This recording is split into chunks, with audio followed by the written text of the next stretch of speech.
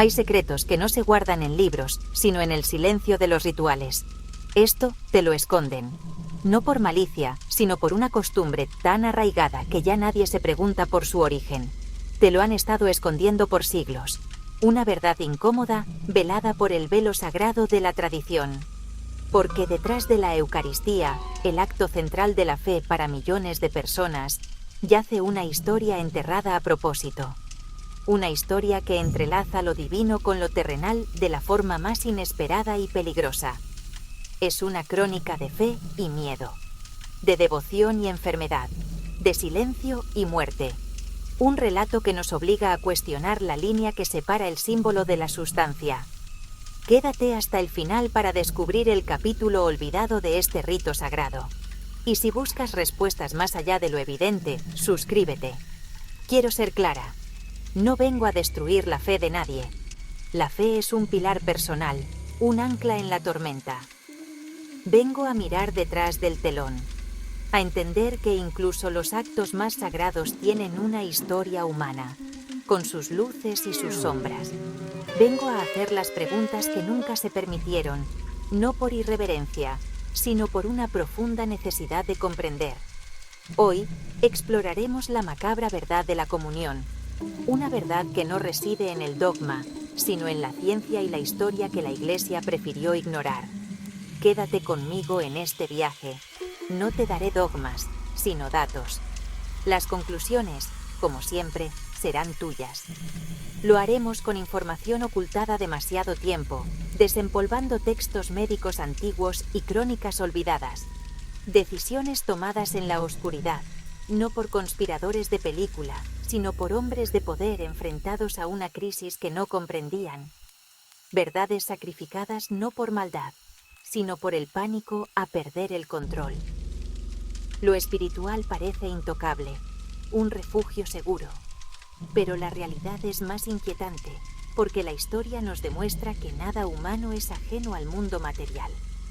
Pan y vino, símbolos de vida eterna y comunión divina, pero también, potencialmente, un vehículo de enfermedad y un peligro ignorado por generaciones enteras de fieles. El origen lo conocemos, la última cena. Tomad, comed, esto es mi cuerpo. Bebed todos, mi sangre del pacto. Al principio, intimidad, comunidad, memoria, un solo cuerpo, una sola familia, sin pompa, sin jerarquía rígida.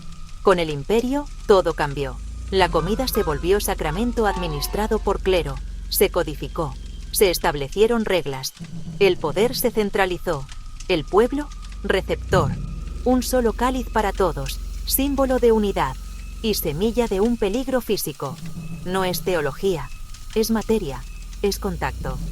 El escenario quedó listo para una tragedia lenta a lo largo de siglos. El ritual es el corazón de la fe, un acto de comunión sagrada. Pero en la historia de la salud pública, incluso los objetos más venerados pueden ocultar un peligro insospechado. Ahora exploremos la parte macabra. El cáliz, no solo como símbolo de salvación, sino como un posible vector de enfermedad. Imaginen la escena, repetida en cada iglesia. Decenas, a veces cientos de fieles, acercándose al altar. Los mismos labios tocando el mismo borde de metal. En una era sin conocimiento de microbios, esta práctica sagrada creaba, sin saberlo, una tormenta perfecta para la transmisión. Se convertía en un puente invisible para la enfermedad, conectando a sanos y enfermos en un acto de devoción compartida. Y el peligro no se limitaba al vino. También la hostia, pasada de mano a boca. También las manos del sacerdote, uniendo a toda la congregación. Las crónicas de la época son reveladoras. Se describen grandes fiestas religiosas masivas, y justo después, brotes de fiebre y muerte que diezmaban comunidades. Ante la catástrofe, sacerdotes devotos y obispos preocupados pidieron guía divina. La respuesta oficial fue espiritual, más oración y más penitencia. Pero estas no eran soluciones médicas. Sin embargo, a puerta cerrada, se debatieron cambios menores, aunque increíblemente polémicos para su tiempo, como limitar el cáliz a los celebrantes. Encontramos un lenguaje codificado en los márgenes de textos eclesiásticos. Notas que sugieren que algunos sabían del riesgo, pero temían las consecuencias de decirlo. Cuestionar un sacramento, insinuar que podía causar daño, era una herejía. Hablar en público era arriesgarse a un juicio de la Inquisición. El dogma prevaleció sobre los datos empíricos. La práctica continuó, y con ella, la enfermedad. Siglos después, la teoría de los gérmenes de Pasteur y Koch lo reveló todo, poniendo nombre y forma a ese enemigo invisible. La ciencia confirmó la sospecha histórica. Compartir vasos y el contacto cercano son una vía de contagio clásica. El reto a la tradición era innegable, respaldado por la evidencia científica. La reacción inicial de la Iglesia fue, en gran medida, defensiva, argumentando la naturaleza sagrada del acto. Se predicó: lo sagrado no podía corromper. Fe como escudo, pero no físico. La evidencia hizo visible lo invisible. Instituciones divididas, discurso defensivo, tradición sobre ciencia, prueba de fe. Otros pidieron cambio responsable, miedo a perder autoridad, temor al caos y la desbandada, inercia institucional, tradición como ancla. Cambiar era romper la cadena sagrada. La biología no respeta argumentos teológicos, silencio por miedo, orden y tradición. 2.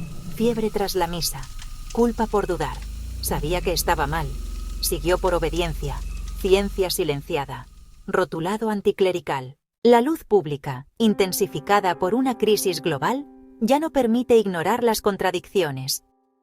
La ciencia, con su lenguaje de evidencia y probabilidad, irrumpió en el santuario, obligando a una institución milenaria a confrontar sus prácticas más arraigadas. Ante la emergencia sanitaria, muchas diócesis se adaptaron con una velocidad sorprendente. La necesidad se impuso sobre el rito. Las directrices fueron claras: suspender el cáliz comunitario, reforzar la higiene, transmitir las misas en línea. Se reinterpretó el mandato de amar al prójimo como un deber cívico y sanitario, proteger su salud por encima de todo. Pero esta adaptación no fue universal. En otros sectores, la resistencia fue feroz. Veían en estas medidas una rendición al miedo, una traición a la fe en el poder protector de lo divino. El conflicto quedó expuesto. La unidad simbólica de compartir el cáliz frente al riesgo tangible y científicamente probado del contagio. Para cada creyente, la elección se volvió inmediata y profundamente personal. Lo que parecía un debate teológico abstracto, un eco de siglos de disputas entre fe y razón, estalló como una crisis abierta en el presente. ¿Qué escogemos ante una verdad incómoda que desafía nuestras convicciones más profundas? Cuestionar no es un acto de irreverencia, sino de honestidad intelectual y moral. Es asumir la responsabilidad que otorgan el poder y el conocimiento. La pregunta fundamental resuena con fuerza: ¿debemos preservar la forma a toda costa, o adaptar el rito para cuidar las vidas que le dan sentido? Quizás la respuesta siempre estuvo ahí. Lo sagrado no reside en el objeto, sino en las personas que conforman la comunidad. Esta tensión entre tradición y evidencia sigue definiendo nuestro mundo. Si esta historia te hizo pensar, suscríbete y activa la campanita para seguir explorando estas complejas verdades con nosotros. Porque la verdad, aunque a veces sea macabra o incómoda, siempre nos llama a vivir con mayor sabiduría y compasión.